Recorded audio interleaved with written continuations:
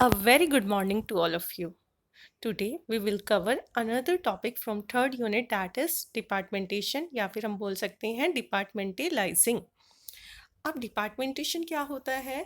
जब हम अपनी ऑर्गेनाइजेशन को डिपार्टमेंट्स में डिवाइड कर देते हैं या सब डिपार्टमेंट्स में डिवाइड कर देते हैं और हर डिपार्टमेंट को अथॉरिटी डेलीगेट कर दी जाती है ताकि वो अपने टास्क को अकम्प्लिश कर सकें। उसे हम क्या बोलेंगे? डिपार्टमेंटेशन।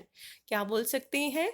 Grouping of task into departments and sub departments and delegating of authority for the accomplishment of task. Clear इतना? चलिए आगे बढ़ते हैं। आगे है मेथड्स और बेसिस ऑफ डिपार्टमेंटेशन, कि हम कौन सा मेथड यूज़ करेंगे या फिर क्या बेस यूज़ करेंगे डिपार्टमेंटेशन के लिए। तो डिपार्टमेंट बनाने के लिए हमारे पास अलग अलग बेसिस हो सकते हैं, जैसे कि on the basis of function, on the basis of product, on the basis of geographical location या टेरिटरी एरिया बोल सकते हैं, on the basis of customer, on the basis of process, और ऑन द बेस या फिर हम बोल सकते हैं कंबाइंड और कॉम्पोजिट डिपार्टमेंटेशन। चलिए एक एक करके बात करते हैं। सबसे पहले आता है फंक्शनल डिपार्टमेंटेशन। फंक्शन क्या होते हैं? काम। ऑर्गेनाइजेशन में जो काम है उसके अकॉर्डिंग हमने क्या कर दिए? डिपार्टमेंट्स बना दिए। कैसे काम होते हैं ऑर्गेनाइजेशन में? अगर मैं एक मैन्युफैक्चरिंग यूनिट की बात करूं जहां प्रोडक्ट बनाया जाता है, तो वहां पर प्रोडक्शन डिपार्टमेंट होगा, परचेज डिपार्टमेंट होगा, सेल्स और मार्केटिंग डिपार्टमेंट भी होगा, फाइनेंस डिपार्टमेंट होगा, पर्सनल डिपार्टमेंट होगा और रिसर्च एंड डेवलपमेंट डिपार्टमेंट होगा। तो यहाँ हमने क्या किया?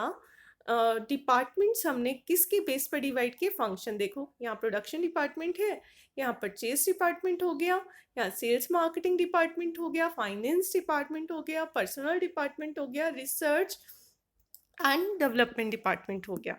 तो functional department is when we group the activity of an organization or an enterprise on the basis of the function in the organization, that is called departmentation according to functions.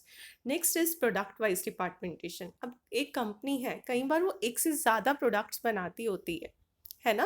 जैसे कि Hindustan Unilever limited है, वो बहुत सारे products बनाती है।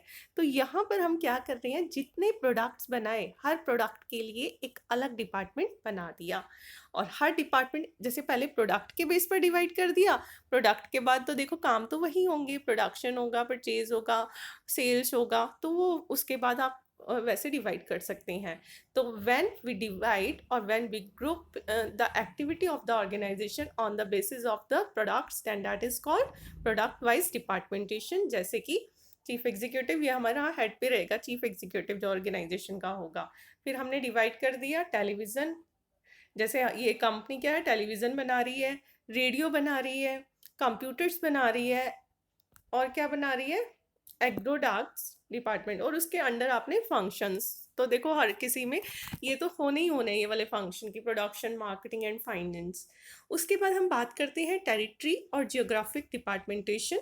Territory मतलब on the basis of the area और on the basis of the geographical location, and we divide our organization on the basis of the location where our organization or its branches are established, and that is called departmentation on the basis of the territory. For example, यहाँ पर head chief executive ही होगा, यहाँ पर हमारा north zone का manager आ गया, यहाँ south zone का मैनेजर आ गया, ईस्ट जोन का मैनेजर आ गया, वेस्ट जोन का मैनेजर आ गया, सॉरी। यहाँ पर फिर उसके बाद वही चीज़, पहले हमने जियोग्राफिकल लोकेशन के बेस पर डिवाइड किए डिपार्टमेंट्स, और उसके बाद जो सिंपल चल ही रहा था हमारा फंक्शन के बेस पर, कि प्रोडक्शन हो गया, मार्केटिंग हो गया, अकाउंट्स हो गया, सेल्स हो गया, जो बेसिक एक्टिविटी एक ऑर्गेनाइजेशन में होती हैं वो आ जाएगा। कस्टमर वाइज डिपार्टमेंटेशन, कई बार हमारे जो प्रोडक्ट्स होते हैं उसके अलग अलग तरह के कस्टमर्स हो सकते हैं। इंडस्ट्रियल कस्टमर हो सकते हैं, होलसेलर्स हो सकते हैं, रिटेलर्स हो सकते हैं। देखो कस्टमर क्या होता है? जो प्रोडक्ट परचेज करता है। और consumer, what is the difference between the customer and the consumer? Customer is the person who can purchase the product for resale as well as to consume. खुद भी कंज्यूम कर सकता है और हो सकता है कि वो रीसेल के लिए भी प्रोडक्ट को परचेज करे, जबकि consumer is a person who buy the product for personal use, जो अपने ही यूज़ के लिए प्रोडक्ट को परचेज करेगा, दैट इज़ कंज्यूमर। यहाँ पर हम डिपार्टमेंट्स बना रहे हैं on the basis of customer. तो यहाँ पर हमारे कस्टमर क्या क्या हो सकते हैं, हमारा होलसेलर भी हो सकता है, रिटेलर भी हो सकता है, कोई एजेंट भी हो सकता है, कोई डीलर भी हो सकता है। तो यहाँ पर हमने क्या किया, अपने कस्टमर के बेस पर हमने अपनी ऑर्गेनाइजेशन को डिवाइड कर दिया। जैसे कि चीफ एग्जीक्यूटिव, ये तो बेसिक फंक्शन हो गए। हमने आगे डिवाइड किया होलसेलर, एक्सपोर्ट जो एक्सपोर्ट करने का काम कर रहे हैं, और रिटेलर। क्लियर? नेक्स्ट है प्रोसेस डिपार्टमेंटेशन। कई बार एक प्रोडक्ट 3 या 4 प्रोसेस से होकर गुजरता है। जैसे हम ऑयल एक्सट्रैक्ट करने का काम करें, कभी आपने देखा हो, अपने गांव में गए हो, सरसों से तेल कैसे निकलता है। सरसों के बीज होते हैं बड़े बड़े से, फ्लावर्स होते हैं, उनको कूटा जाता है, फिर उसमें से ऑयल निकाला जाता है। तो एक प्रोसेस हो जाती है कि पहले ये करना है, फिर ये करना है, फिर ये करना है। तो यहाँ भी ये इन्होंने हमारा उसका ले लिया, टेक्सटाइल इंडस्ट्री का एग्जांपल ले लिया कि जितनी प्रोसेसेस हैं, सबसे पहले गिनिंग, बुना, स्पिनिंग, वीविंग, देन डाइंग, उसको कलर किया। तो ये क्या हो गया, एक प्रोसेस हो गया कि जितने हमारे प्रोसेसेस थे उसके अकॉर्डिंग काम को डिवाइड कर दिया।